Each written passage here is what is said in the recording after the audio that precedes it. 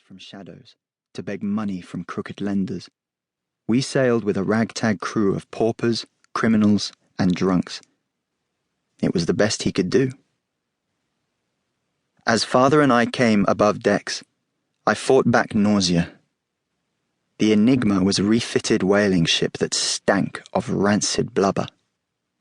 Its planks creaked nastily on the water. Back at the port, Welsh dockmen mocked us in song. "Hail Enigma, pump away, drooping out of Cardiff Bay. Hear her as she cracks and groans. Next stop, mates, is Davy Jones!" Our captain, a grizzled giant named Kurtz, hurled a lump of coal across the bay at them, nearly hitting one of the men. "Let me at them leet-loving cowards," he grumbled. "Pay them no heed," father said.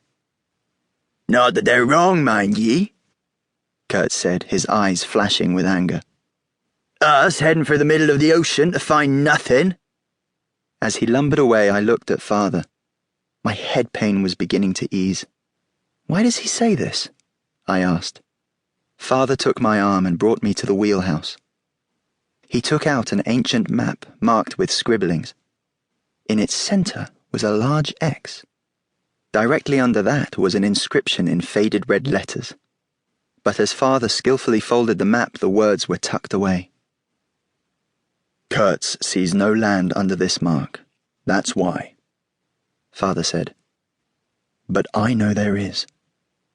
The most important archaeological discovery I will ever make." "Could not we have waited and gathered a better group of men?" I asked as I glanced toward the foremast, where 2 Portuguese sailors were brawling with Musa. As the Malay drew a dagger to protect himself, father ran toward them. He did not know that I had seen the inscription he'd folded away. It was in German. "Hier herrscht ein unvorstellbare Hölle. Here lies a most unimaginable hell." We reached our own Hölle early. We were in open ocean. The sky was bright, the sails full, and the Strait of Gibraltar had long faded from sight. 8 days into the voyage, I was making progress in understanding Malay, not to mention many of the saltier words and phrases used by these men in many other languages. I tried to help as often as I could, but the men treated me as if I were a small child. I must have seemed like one to them. My headaches were becoming more frequent, so I often went below decks to rest. Father would often join me for a card game or conversation. It was during one of the games we heard a scream above. We raced upward. What we saw knocked us back on our heels. The freshening sky had given way to an explosion of black clouds. They billowed toward us as if heaven itself had suddenly ruptured. Captain Kurtz was shoving sailors toward the mainsail sheets, shouting commands. First Mate Grendel, so quiet I thought he had no voice, was shrieking from the forecastle, rousing the sailors. The Enigma lurched upward.